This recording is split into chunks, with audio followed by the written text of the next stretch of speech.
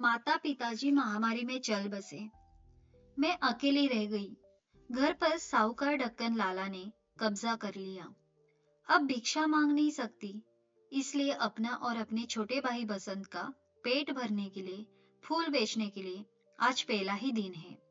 ले लीजिए ना बाबूजी, अभी तक बोहनी नहीं हुई। कोई भी आर्य समाजी फूल खरीद ही नहीं रहा है। सब खाली आज जा रहे मंदिर में।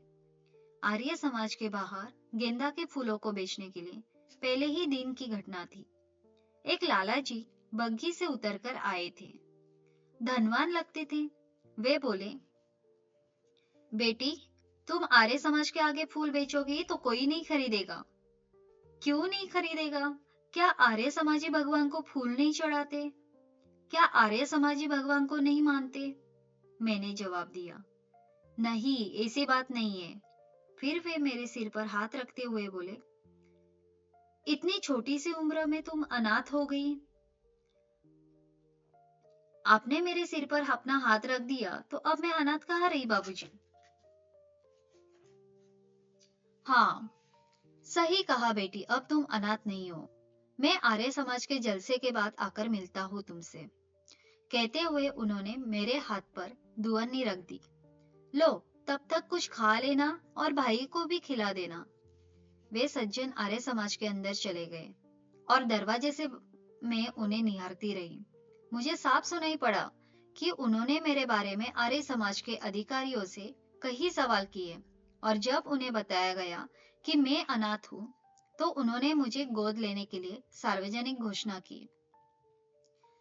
मैं 8-9 साल की थी जब मुझसे मेरे माता पिता के बाद मेरा प्यारा ग्राम भी छिन गया, खेकड़ा। संयुक्त प्रांत के खेकड़ा ग्राम से मुझे आज भी बहुत प्रेम है। खेकड़ा एक ऐतिहासिक ग्राम है। खेकड़ा को दाहिमा यानी कि धामा लोगों ने बसाया था। जब तक मुझे ज्ञात है, महर्षि पौलस्त्य और दधी माता की संतान धर्मपाल के वंशधर दाहिमा या धामा के नाम से इतिहास में प्रसिद्ध है। राजस्थान के जोधपुर जिले के गोठ और मांगलोद के बीच आज भी धामाओं की आदि माता दधी माता का पावन मंदिर है। करदो विचित्स्य सुरसहा शरिमान नीलशच भूमिपः वीरधामाच कौरव्य भूमिपालशच नामतः। महाभारत। महाभारत के युद्ध में धामाओं के पूर्वज वीर धामा का योगदान अतुलनीय रहा है। कालांतर में इसी वंश के वीर पुरुष कैमास को पृथ्वीराज का सेनापति होने का गौरव प्राप्त हुआ। पृथ्वीराज ने किसी कारणवश कैमास को मृत्यु दंड दे दिया था। तब उसके परिवार वाले पहले बयाना और फिर दक्षिण दिशा में चले गए थे। लेकिन जब पृथ्वीराज चौहान और मोहम्मद गौरी का अंतिम युद्ध हुआ, तो कैमास के परिजनों ने इंद्रप्रस्थ का रूप किया और स्त्री व बालकों को छोड़कर परिवार के समस्त पुरुष पृथ्वीराज की सेना में भर्ती हो गए। पृथ्वीराज को बंदी बनाए जाने के बाद इन्हें भी बंदी बना लिया गया और एक टुकड़ी के साथ गुलाम बनाकर अफगान ले जाया जा रहा था। तब सिकंदरपुर नामक खेड़े में धामाओं ने विद्रोह करके मुस्लिम आक्रांताओं को मार गिराया। सिकंदरपुर की आबादी भी मुस्लिम थी। वह खेड़ा भी तहस नहस कर दिया और फिर दाहिमा यानी कि धामा वहां से यमुना के किनारे भयंकर वनों में चले गए। वे जंगल उन दिनों भेटा के नाम से प्रसिद्ध थे। भेटा इंद्रप्रस्थ और बाघप्रस्थ के बीच जंगली क्षेत्र था, जिसमें शेर आदि भी रहते थे। भेटा के जंगल में दाही माओ का मुख्य कर्म कृषि, फलोत्पादन एवं गोपालन था। एक बार दाही माओ का मुखिया अपनी गौओं को चराता हुआ रास्ता भटक गया और बहुत दूर निकल गया। उसके पास बहुत ही उत्तम नस्ल की गौएं थी। एक खेड़े के कुछ मिलिच्छ लोगों ने दाही माओ के मुखिया को मारकर सैनी वाले कुएं में डाल दिया और उसकी गौओं को अपने कब्जे में कर दिया। उस ग्वाले के साथ एक कुत्ता भी आया था। उस कुत्ते ने अपने स्वामी को बचाने के लिए बहुत प्रयास किया, लेकिन सफल न हो सका। अंत में कुत्ता किसी तरह बेटा के जंगलों में पहुंचा और वहां एक समझदार व्यक्ति की धोती पकड़कर खींचने लगा। कई लोगों ने इस घटना को देखा और मुखिया के घर न लौटने की चर्चा तो हो ही रही थी, इसलिए वह समझ गया कि यह कुत्ता मुखिया के बारे में अवश्य ही कुछ जानता है। कृपाल सिंह के नेतृत्व में लोग इकट्ठा हुए और उस कुत्ते के साथ चले गए। सैनी खेड़े में सैनी वाले कुएं पर कुत्ता उन्हें ले आया तो उन्हें अपना मुखिया कुएं में मरा हुआ मिला। दाई माँ तब तो बेटा वापस चले गए, लेकिन पूरी तैयारी के साथ आए। वहां आसपास 7 खेड़े थे। कृपाल सिंह के नेतृत्व में 7 खेड़ों की सारी आबादी को मार गिराया, लेकिन एक ब्राह्मण परिवार छोड़ा था। कृपाल सिंह के 4 पुत्र थे, यादराम, गिरधारी, रुद्र, राम, ददवाड़ और मुंडाला। उन्होंने यही रहने का निर्णय लिया तो सूम, धाती आदि वीरों ने भी यही डेरा डाल दिया और 7 खेड़ों को नष्ट करने के स्थान पर एक नए नगर खेकड़ा को बसाया। चौधरी कृपाल सिंह धामा की 2 पत्नी थी। एक मथुरा के यदुकुल शिरोमणि नरेश यादव की सुपुत्री देवी यादव, जिनसे यादराम का जन्म हुआ था। देवी की संतानें कहने को तो यादव कहलाई, लेकिन इनका गोत्र धामाई है। दूसरी पत्नी जाट परिवार से थी, जिनसे 3 पुत्र रुद्र, ददवाड़ और मुंडेला उत्पन्न हुए थे। ये जाट केला है, लेकिन इनका भी गोत्र धामाई रहा।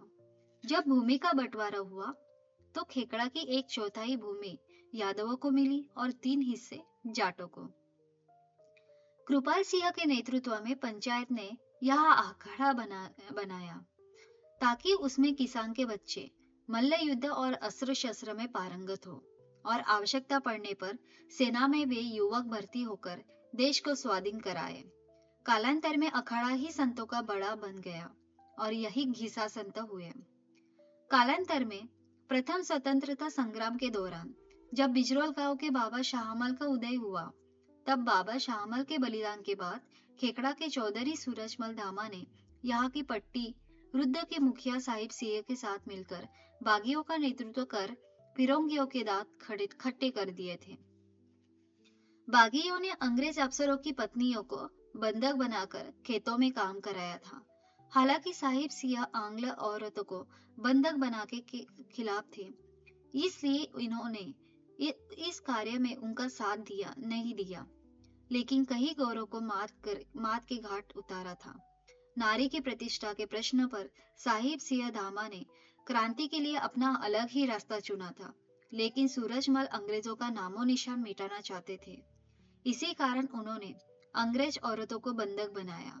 खेकड़ा के एक तालाब पर उन्होंने बंधक बनाई गई ब्रिटिश अफसरों की बीवियों से खेतों पर काम कराया, जिस कारण उस तालाब का नाम आजकल बीबीसर के नाम से जाना जाता है।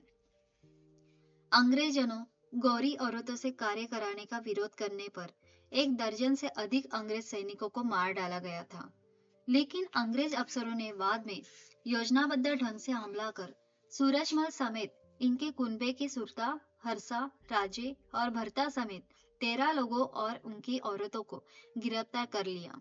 इनकी जमीन, मकान कुर्क कर सभी को बागी घोषित करते हुए फांसी की सजा सुनाई। इनकी औरतों, बेटियों और बेटों को नग्न कर पेड़ों पर फलों की तरह उल्टा लटका दिया और जिन्होंने दम तोड़ दिया उनकी लाशें को हाथी के पैरों से बंधवाकर सारे नगर में घुमवाया। चौधरी सूरजमल खेकड़ा की पट्टी चक्रसेनपुर के रहने वाले किसान थे। उनका 16 परिवार का बड़ा कुनबा था, जिसके वह मुखिया थे। इसी गांव के महारम पहलवान उन दिनों देश भर में कुश्ती के कारण बड़े ही प्रसिद्ध थे। इन क्रांतिकारियों को फांसी देने से पूर्व महारम पहलवान को अंग्रेजों की गायब 2 बच्चे मिल गए। दरअसल इन बच्चों को साहिब सिंह एवं गीसा संत ने मारने नहीं दिया था, क्योंकि उनकी आयु बहुत छोटी थी। इन्हीं बच्चों को महारम, नानू संत, सुखलाल व सेवादास ने वापस लौटाने के एवज में सभी की फांसी की सजा माफ करने की मांग की। अंग्रेज अफसरों ने अन्य सभी की फांसी तो माफ कर दी, लेकिन सूरजमल की मौत की सजा माफ करने को इनकार कर दिया। पट्टी चक्रसेनपुर एवं रुद्दों की पट्टी की काफी भूमि अंग्रेजों ने अनाधिकार चेष्टा करके मुंडालों को बच्चे लौटाने की एवज में प्रदान कर दी। साहब सिंह को छोड़ दिया गया, क्योंकि उसने मासूम बच्चों को मौत के घाट नहीं उतारा था। ऐसे प्रख्यात गांव में महावीर एवं लक्ष्मी देवी के घर 5 मार्च 1902 को मेरा जन्म हुआ। मेरे नाना यमुना पार के एक छोटे से गांव बसोत के निवासी थे, इसलिए मेरी माँ को कोई पारो तो कोई पार्वती भी कह देता था। मेरा भाई बसंत तब मुझसे 1 साल छोटा था। एक महामारी में मेरे माता पिता चल बसे और सावकार ढक्कन ने हमारे घर पर कब्जा कर लिया। गांव में आर्य समाज के वार्षिकोत्सव में सेठ छज्जूमल जी आए थे और उन्होंने मुझे फूल बेचते हुए देख लिया और फिर ग्रामवासियों से बात करके मुझे अनाथ को गोद लेकर सनाथ बना दिया। मेरे धर्म पिता मुझे और मेरे भाई को कोलकाता लेके गए और उन्होंने हमें भगवानपुर में बनी घोष के गुरुकुल में भर्ती करा दिया। बनी घोष और उनकी श्रीमती हमें अपने सगे बच्चों की तरह रखते थे, इसलिए बनी घोष के कारण एक अंग्रेजी स्कूल के छात्र मुझे बनिया की बेटी कहकर चिढ़ाते थे। बनिया की बेटी कहकर चिढ़ाने की बात तो कालांतर में मेरे अपने गांव तक पहुंच गई थी। वहां भी जब मैं युवती होने पर यदा कदा आने जाने लगी तो लोग महावीर की बेटी की बजाय बनिया की बेटी कहकर ही पुकारने लगे थे। मैं जाति प्रथा को नहीं मानती, इसलिए बनिया, जाट, ब्राह्मण मेरे लिए तो सभी एक समान है। बनी घोष भी जल्द ही चल बसे तो हमें सेठ जी अपने घर ही ले गए, यह सोचकर कि बच्चे घर में रहेंगे तो सुरक्षित भी रहेंगे और 2 नौकर भी मिल जाएंगे।